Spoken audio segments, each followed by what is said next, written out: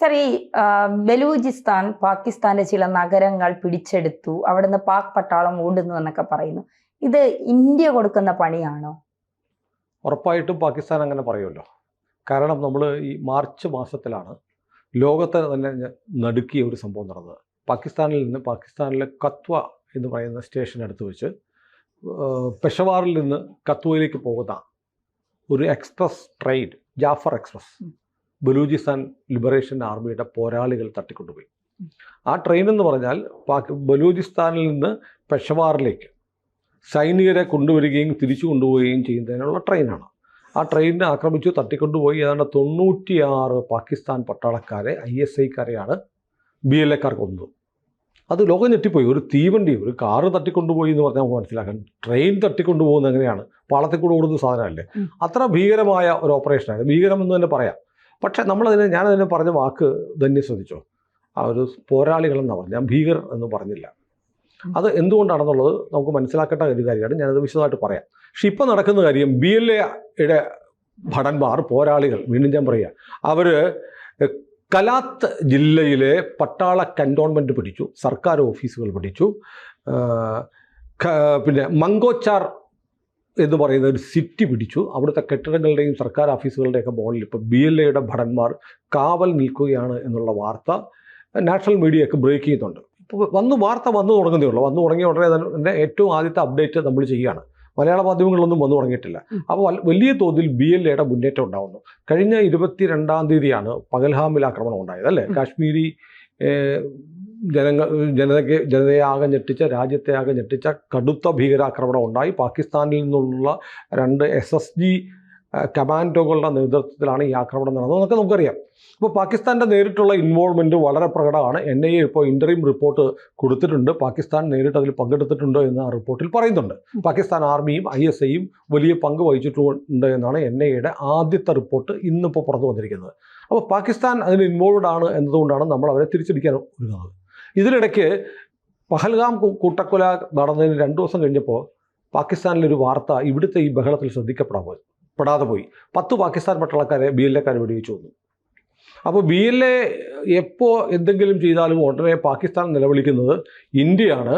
India Afghanistan വഴി, അഫ്ഗാനിസ്ഥാനും ഇന്ത്യയും തമ്മിൽ നല്ല ബന്ധമാണ്, അഫ്ഗാനിസ്ഥാൻ വഴി കാബൂളിലെ ഇന്ത്യൻ എംബസി വഴി BLAക്കാർക്ക് ആയുധം കൊടുക്കുന്നു എന്നാണ് പാകിസ്ഥാൻ്റെ മുറവിളിയും പരാതിയും. ആ മുറവിളി ഇപ്പോൾ വന്നിട്ടില്ല, ഉടനെ വരും. ഏതായാലും ഇന്ത്യക്ക് ബലൂചിസ്ഥാൻ ലിബറേഷൻ ആർമിയോട് സഹതാപമുണ്ട്. മാത്രമല്ല ബലൂജികളുടെ സ്വാതന്ത്ര്യ പോരാട്ടത്തെ അനുകൂലിക്കുന്നുവെന്ന് ചരിത്രത്തിലാദ്യമായി ഐക്യരാഷ്ട്രസഭയിൽ നരേന്ദ്രമോദി പ്രഖ്യാപിക്കുകയും ചെയ്തു. ഇതാണൊരു പശ്ചാത്തലം. അപ്പോൾ ഇന്ത്യക്കുള്ള താല്പര്യങ്ങൾ, പാകിസ്ഥാനിലുള്ള താല്പര്യങ്ങൾ നമുക്കറിയാം. നമ്മുടെ രാജ്യത്തെ നിരന്തരം ആക്രമിച്ചുകൊണ്ടിരിക്കുന്ന ഒരു വിഭാഗമാണ് പാകിസ്ഥാനിലെ മത തീവ്രവാദികളും അവരെ സഹായിക്കുന്ന പട്ടാളവും. അവരുണ്ടാക്കുന്ന അസ്ഥിരത, നമ്മുടെ രാജ്യത്തുണ്ടാകുന്ന പ്രശ്നങ്ങളെ ചെറുക്കാൻ വേണ്ടി ഇന്ത്യ സൈനിക നടപടിക്ക് ഒരുങ്ങുന്നു എന്നാണ് ഇപ്പോൾ വരുന്ന വാർത്ത. അപ്പോൾ പാകിസ്ഥാനെ പരാജയപ്പെടുത്താൻ നമ്മൾ നേരിട്ട് പാകിസ്ഥാനെ ആക്രമിക്കണോ, അല്ലാതെ തന്നെ പാകിസ്ഥാനെ എങ്ങനെയൊക്കെ പരാജയപ്പെടുത്താം എന്നതിൻ്റെ പല ഉദാഹരണങ്ങളും നമ്മളിപ്പോൾ കണ്ടു. സിന്ധു നദീജലത്തിലെ ആ കരാറിൽ നമ്മൾ പിൻവാങ്ങിയതോടുകൂടി പാകിസ്ഥാനിലേക്കുള്ള ജലമൊഴുക്ക് കുറഞ്ഞു. അവിടുത്തെ ഈ കരാറിൽ നമ്മൾ പിന്മാറുന്നതിന് മുമ്പുള്ള അവിടുത്തെ ജലസേചന പദ്ധതികളുടെ ജലനിരപ്പിൻ്റെ ചിത്രവും അതിനുശേഷമുള്ള ജലനിരപ്പിൻ്റെ ചിത്രവും സാറ്റലൈറ്റ് ചിത്രങ്ങളൊക്കെ പുറത്തു വന്നിട്ടുണ്ട്. നമുക്ക് പ്രേക്ഷകരെ കാണിക്കാം. അപ്പം അങ്ങനെ നമ്മൾ ഒരു തരത്തിൽ പാകിസ്ഥാനെ സാമ്പത്തികമായും ഞെരുക്കുന്ന ഒരു യുദ്ധം നമ്മൾ പ്രഖ്യാപിച്ചു. ഇനി സൈനികമായുള്ള നടപടി ഉണ്ടാകും എന്നൊക്കെ കരുതി നമ്മൾ കാത്തിരിക്കുകയാണ്. പക്ഷേ ഇത് മാത്രമല്ല, പാകിസ്ഥാനിൽ വലിയ തോതിൽ ആഭ്യന്തര പ്രശ്നമുണ്ട്. അപ്പോൾ BLA പാകിസ്ഥാൻ ആർമിക്ക് നേരെ തിരിയുന്നു. ഖൈബർ പഷ്തൂൺഖ്വ മേഖലയിൽ അഫ്ഗാനിസ്ഥാൻ്റെ പിന്തുണയുള്ള TTP, തെഹ്രിക്-ഇ-പാകിസ്ഥാൻ, താലിബാൻ്റെ പാകിസ്ഥാൻ രൂപം, അവർ വലിയ തോതിൽ മിലിറ്ററി ക്യാമ്പുകൾ ആക്രമിക്കുന്നു.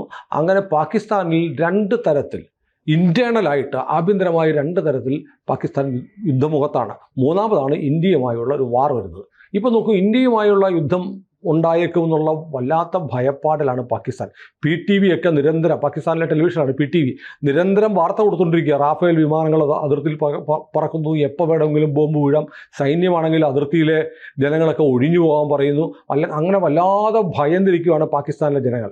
അപ്പോൾ BLA അടക്കമുള്ള അല്ലെങ്കിൽ TTP അടക്കമുള്ള ആളുകൾ ഇതൊരു തക്കമായിട്ട് കരുതും. കാരണം പാകിസ്ഥാനിലെ ജനങ്ങൾ വലിയ ആശങ്കയിലാണ്. സാമ്പത്തിക പ്രതിസന്ധി, വെള്ളം കിട്ടാത്ത അവസ്ഥ വരുന്നു, അതോടൊപ്പം യുദ്ധം വരാൻ പോകുന്നു. ഇങ്ങനെ പാകിസ്ഥാനിലെ പട്ടാളത്തിൻ്റെ അറ്റൻഷൻ മാറിയിരിക്കുന്ന സമയം നോക്കിയിട്ടാണ് ബലൂജ് മേഖലയിൽ വലിയ പോരാട്ടം BLA ആരംഭിച്ചിരിക്കുന്നത്. ഒരു ജില്ല, അതും പ്രത്യേകിച്ച് കലാത്ത് എന്നുള്ള ജില്ല അവർ പിടിച്ചു എന്ന് പറയുമ്പോൾ എനിക്ക് വലിയ അനൽപമായ സന്തോഷമുണ്ട്. കാരണം അത് ബലൂചിസ്ഥാൻ്റെ കഥയുമായി അതിന് ബന്ധമുണ്ട്. നമ്മൾ കരുതുന്നത് കാശ്മീരിലൊക്കെ തീവ്രവാദികൾ നടത്തുന്ന പോലെ വന്നിട്ട് വെടിവെച്ചിട്ട് പട്ടാളക്കാരെയും പോലീസുകാരെയും നാട്ടുകാരെയൊക്കെ കൊന്നിട്ട് പോകുന്നവരാണ് ഈ BLA-ക്കാർ എന്നാണ് കരുതുന്നത്. അങ്ങനെയല്ല.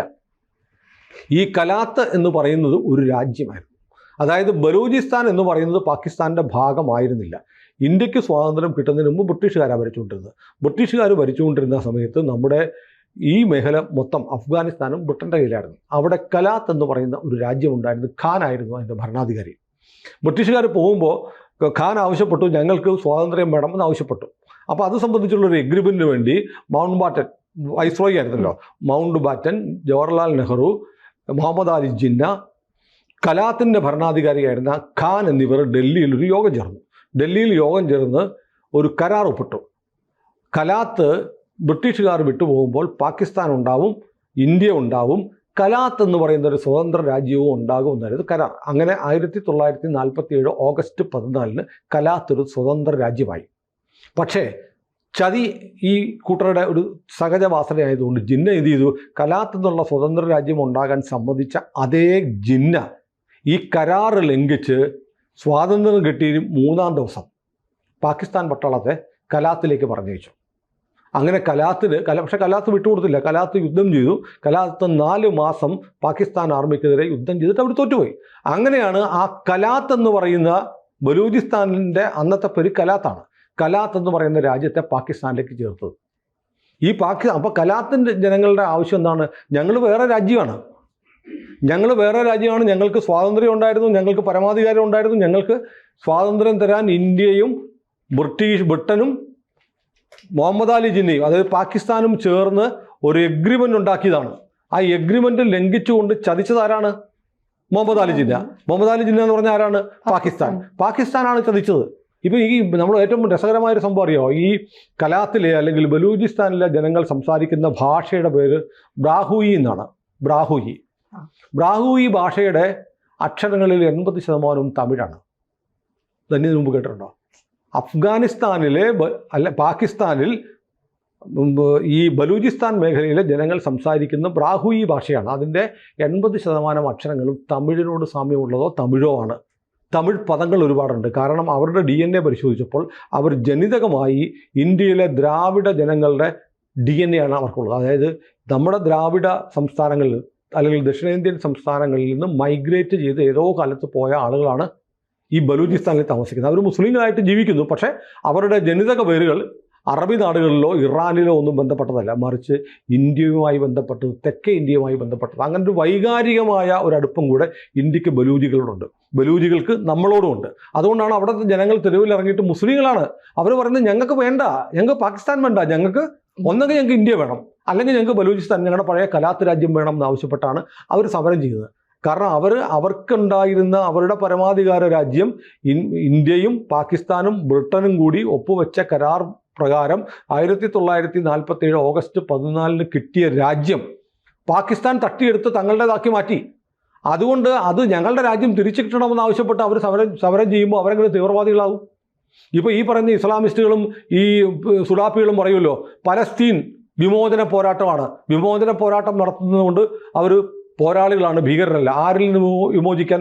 ഇസ്രയേൽ പലസ്തീൻ്റെ ഭാവമൊക്കെ പിടിച്ചെടുത്തു, അതുകൊണ്ട് ഞങ്ങളുടെ രാജ്യം കിട്ടാൻ വേണ്ടി ഞങ്ങൾ നടത്തുന്ന പോരാട്ടമാണ്, അതുകൊണ്ട് ഇവർ പോരാളികളെന്നാണ് ഇവിടുത്തെ സുഡാപ്പി ചാനലൊക്കെ പറയുന്നത്.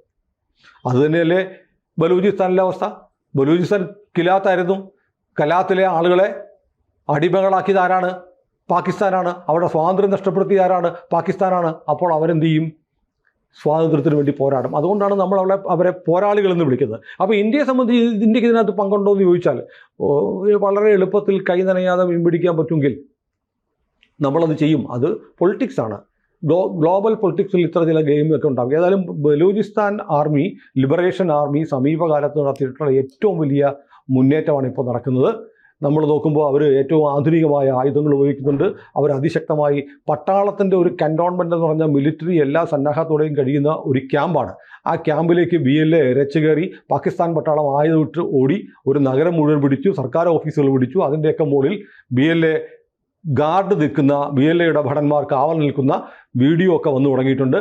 ഒരു പക്ഷേ ഇന്ത്യക്ക് ചിലപ്പോൾ മനസ്സറിവ് ഉണ്ടാവാം, ഉണ്ടെങ്കിൽ തന്നെ നന്നായിരിക്കും. കാരണം പാകിസ്ഥാനെ പറ്റുമെങ്കിൽ 3 കഷ്ണമാക്കാൻ പറ്റുമെങ്കിൽ അതിനുള്ള ശ്രമം ഇന്ത്യ നടത്തും. ഒന്ന് നമുക്കറിയാം, ബലൂചിസ്ഥാൻ മേഖല, ഗിൽജിത് ബാൾട്ടിസ്ഥാൻ മേഖല, പിന്നെ ഖൈബർ പഷ്തൂൺഖ മേഖല, ഈ 3 സ്ഥലങ്ങളിൽ പ്രശ്നമാണ്. ഇപ്പോൾ BLA ആണെങ്കിൽ ഈ ഖൈബർ പഷ്തൂൺഖ മേഖലയിലെ പോരാളികളായ TTP ആയിട്ട് ഒരു സഖ്യം ഉണ്ടാക്കാനുള്ള ശ്രമം നടക്കുകയാണ്. അപ്പം ഖൈബർ പഖ്തൂൺഖ മേഖലയിലെ TTPയും ബലൂചിസ്ഥാൻ മേഖലയിലെ BLAയും കൂടെ ഒന്നിച്ച് ഒരു സമരമുഖത്തേക്ക് ഇറങ്ങിയാൽ, അവിടെ ഒരു യുദ്ധം ആരംഭിച്ചാൽ പാകിസ്ഥാൻ വല്ലാതെ വിഷമിക്കും. പാകിസ്ഥാൻ ചിലപ്പോൾ 3-4 കഷ്ണമായി മാറുന്ന തരത്തിലേക്കാണ് കാര്യങ്ങൾ നീങ്ങുന്നതെന്ന് BLAയുടെ മുന്നേറ്റം തുടരുകയാണ്. നമുക്ക് പുതിയ വിവരങ്ങൾ കിട്ടുമ്പോൾ പ്രേക്ഷകരോട് പങ്കുവയ്ക്കാം.